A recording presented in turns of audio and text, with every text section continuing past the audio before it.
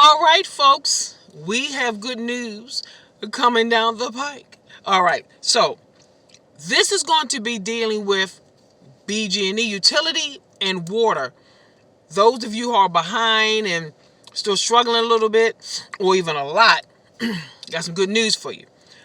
As of May 15th, BG&E has extended turn-offs and disconnects through January the 1st of this year. That's good news. So now it gives you time to work on trying to get assistance. If whether you have been to energy assistance, oh, my neck is tight. Oh my goodness. Excuse me. Oh my gosh. My neck is tight. Oh my gosh. So nonetheless, even if you have been through energy assistance in November, December, whenever it is, it doesn't make a difference at this point, because as of June the 1st, 2020, you can reapply for energy assistance. A few things you might want to know is that when you apply for the energy assistance, whoever haven't applied, there is a thing called MEAP and EUSP, and these are different programs where you can get money to pay off your turn-off notice. One thing that you want to know that you have to have a past due bill of $300 or more, I believe it is, to go to energy assistance. I think that's what they're requiring now. However, if you have a turn-off notice that's less than that, still go for and apply for the application. As you know, they may have some leeway with the numbers in that. However, know this: with the MEAP and EUSP, those benefits may be able to pay off your entire bill. However, when you fill out the application, you're going to see a thing on there, which a lot of you guys are not even aware of. It's a thing called arrears that sits back in the background of your BG&E bill that you never see, that's accumulating money. And it can be up to $2,000 sitting there. So what happens is they're going to ask you, do you want to use that? And it's the gas arrears and electric arrears. And they'll ask you, do you want to use it? And most people probably going to say, yeah, I'll use it because I'm trying to get this bill down. But just be mindful of this. You can only use it once every 7 years. So if your bill is, just say, a $700 bill and you got $2,000 sitting there and you use it, you still would have to wait to another 7 years to use whatever's there remaining and whatever accumulated with it.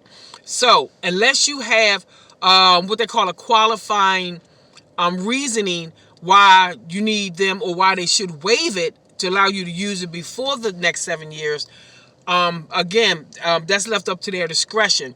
So what you might want to do is you might just want to apply for the energy assistance without the arrears to see if that is enough to take care of your bill. If it's not enough to take care of your bill, then you might want to go back and inquire about the arrears. It doesn't stop you from using it later. You can always go back and say, I'm going to need to use this. I thought this was going to give me enough. Also know that once BG&E has gotten an agreement from energy assistance, though they keep telling you whatever you got, if you can pay $10 here, $20 there, $4 there, whatever you can pay, still pay on your bill, but they can't turn you off between that. I think it's a 55-day extension that they tend to give you. It may be more now because of this COVID thing, but I have not been able to find that has changed. So just know that. Also, you have the fill fund. Now, what the fill fund is, it's like a kind of like a backup to energy assistance. And just say after June 1st, you go to energy assistance. Then you find yourself a few months later, you're still struggling, and or you still got a remainder that's still owed, even though you went, just say like your bill was $800, just say $500, and energy assistance gave you help for $420. You still need $80, but you didn't have the $80. If you want, you could actually go to energy assistance and try to get help with the $80 from there. One of the things they're going to require that you do is that you go to energy assistance first and apply them, because you have, then your process is even that much faster.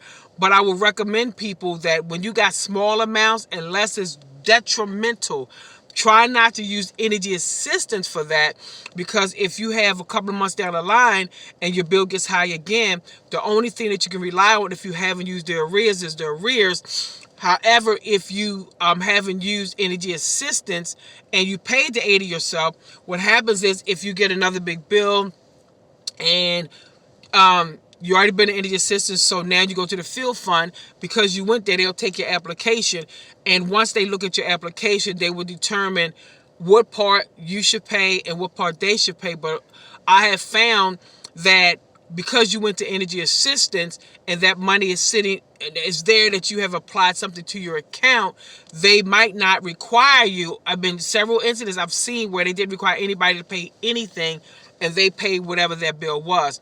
Again, I would suggest using that arrears for last minute thing. I didn't use energy assistance.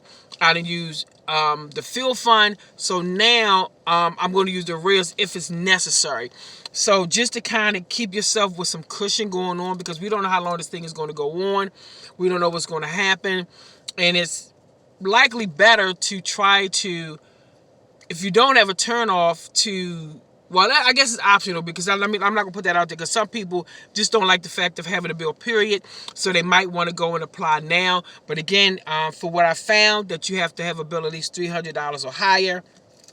But again, if you have an actual turnoff that's been extended, you can certainly apply just in case they have some leeway with that.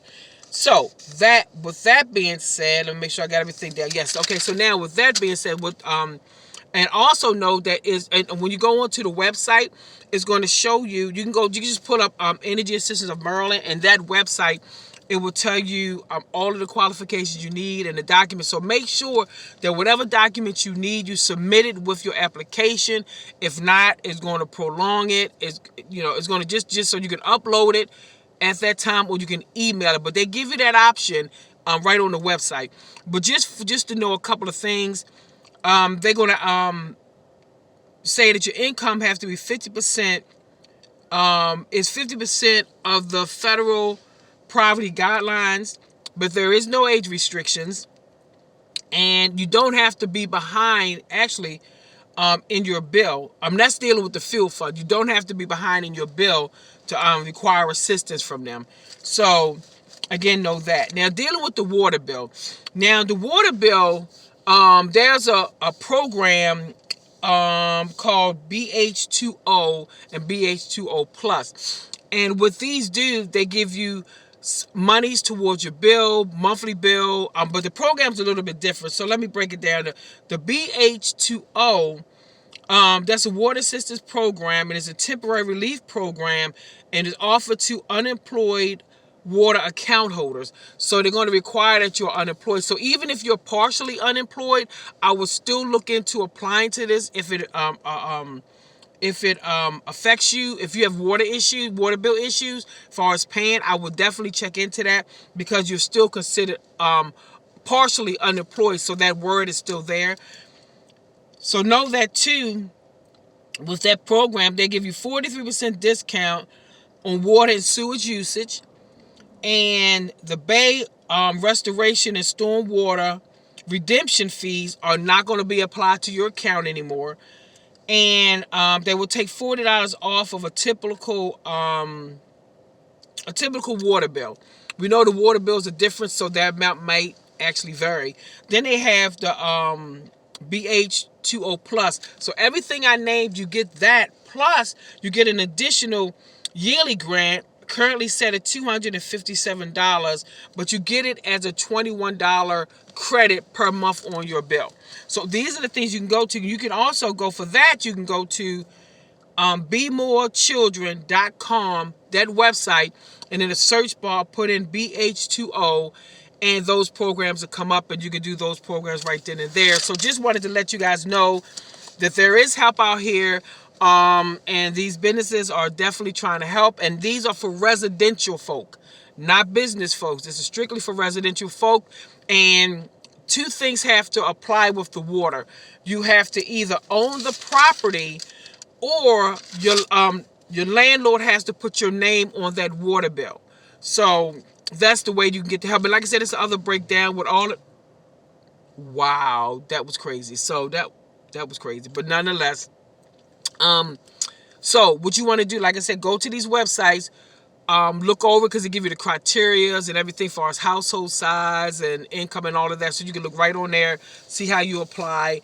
and get your application in as soon as possible. All right, so I got a little bit other stuff that I'm going to give you, but I didn't want to put it in a bigger video because I didn't want it to go long. So I'm going to stop it here because I think it just told me that I need to stop this for whatever reason. But so I'm going to stop it here and just get the other one in another video. All right, hope this worked for you guys. All right, bye-bye. Oh, wrong side.